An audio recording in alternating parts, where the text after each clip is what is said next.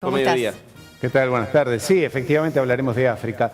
Y seguramente a usted las primeras imágenes que se le vendrán a la cabeza sea la de hambrunas, guerras, terribles masacres, gobiernos imposibles, golpes de Estado, imágenes horribles. Yo he vivido en África 5 años, en diferentes países de África, y le digo la verdad, eso que usted se imagina es así y quizás peor.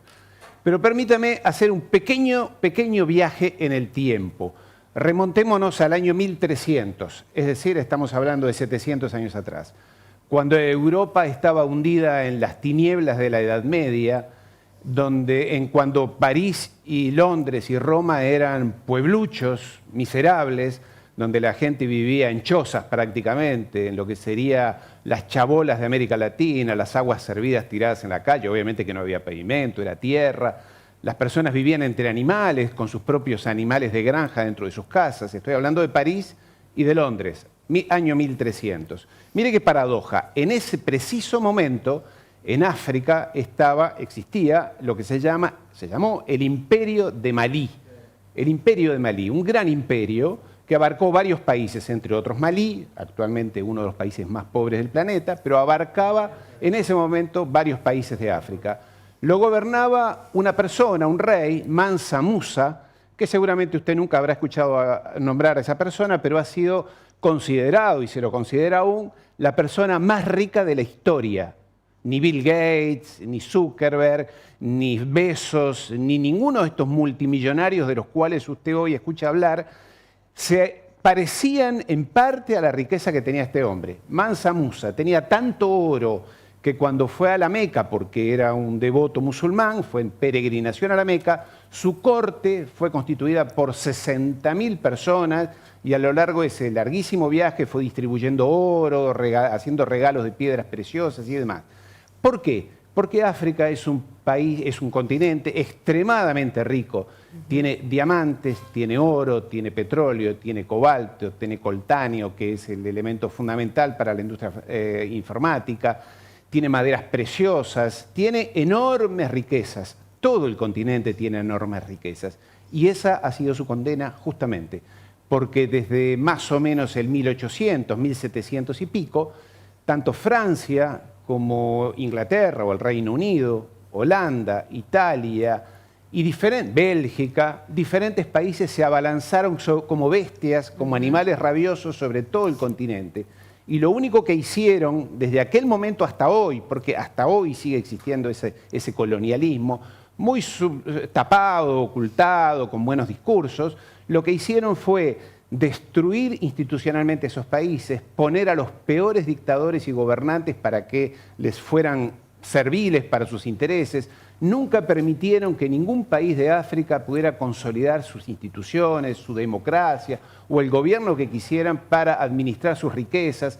Se los ha saqueado y han sido el gobierno de Francia, el gobierno de Inglaterra, sobre todo de Bélgica, que siempre se han ocupado de destruir ese continente. ¿Para qué? Para robarle estas enormes riquezas que le digo, que Mansa Musa ostentaba en esa época y que nadie ha podido igualar hasta ahora. Hoy en día, y yo he vivido en África y se lo puedo asegurar que es así, el continente está repleto de funcionarios, de agentes secretos, de todo lo que a usted se le ocurra, de representantes de estos países, de Francia, de ingleses, ahora hay chinos, ahora hay rusos, el grupo Wagner, terrible grupo de mercenarios rusos que están asolando y provocando las guerras, porque de eso se trata, provocar guerras para que ellos se enfrenten y eso siga en colapso y las empresas puedan extraer casi que gratuitamente esas enormes riquezas. A lo mismo se suma Israel con el Mossad, Estados Unidos, todos están allí y bueno, le iba a hablar hoy porque era la noticia de un golpe de Estado en Sudán en estos últimos días. Pero ¿qué detalle le puedo dar que a usted no lo confunda más? Sudán ha vivido, es un enorme país, uno de los más grandes de África, ha vivido casi que 20 golpes de Estado en los últimos 10 años. Resultados, matanzas, hambrunas, desastres, colapso. Y esto ha provocado que África, que hoy tiene 1.400 millones de habitantes, 1.400 millones, le recuerdo que Europa tiene 700, o sea, la mitad.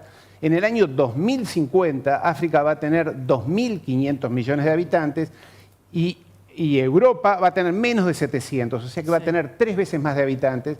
Y a esto se ha sumado lo que ha pasado, ya lo hemos comentado aquí, y con esto concluyo, la famosa primavera árabe, que los europeos dicen que era un gesto de democracia, que en realidad fue destruir más aún a Egipto, destruir más la institucionalidad de Libia, de Marruecos, de Túnez, para confundir aún más ese continente.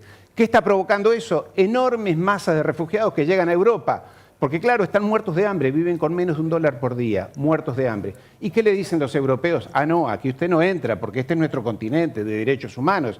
Y estos mismos europeos, a usted y a mí, nos siguen bombardeando con discursos de derechos humanos, de tolerancia, de democracia, de buenas costumbres.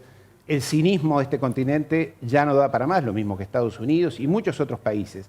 Este mundo que viene es un mundo de transparencia, de honestidad y de buenas costumbres. No alcanzan más los discursos cínicos donde se habla en los organismos internacionales de buenas intenciones, pero al continente africano le puedo asegurar que hoy en día todavía siguen operando allí agentes extranjeros, funcionarios extranjeros, para que el colapso africano siga y perdure siempre. Yo viví muchos años en el Congo, interminables las guerras, claro, interminables. Sí. Ariel, nombraste varias potencias. China, hoy como potencia, digamos, que está apareciendo como protagonista en diferentes aspectos de la geopolítica. ¿Qué función está cumpliendo en África? China obviamente tiene grupos también de mercenarios trabajando allí en la zona, pero el objetivo de China es más económico. Hace negocios, busca negocios con quien sea, no le importa quién es, pero no provoca, por lo menos no hay antecedentes que provoque estos desmanes que están provocando las grandes países colonialistas europeos. Por ejemplo, en Mozambique, donde tengo muy buena información, hacen negocios porque Mozambique se ha descubierto como una de las grandes reservas de petróleo y de gas del mundo. Lo tienen enfrente, están en el Océano Índico, acceso prácticamente directo a China. Les interesa, hacen inversiones, ese es el objetivo de China principalmente, no el de otras potencias, obviamente. Claro, ¿no? claro. Bien, Ariel, muchísimas gracias como siempre por estar aquí, por traernos la información del mundo aquí en Noticiero Regional Cooperativo, así que nos vemos el viernes que viene. Un placer, claro que sí. Gracias, Ariel.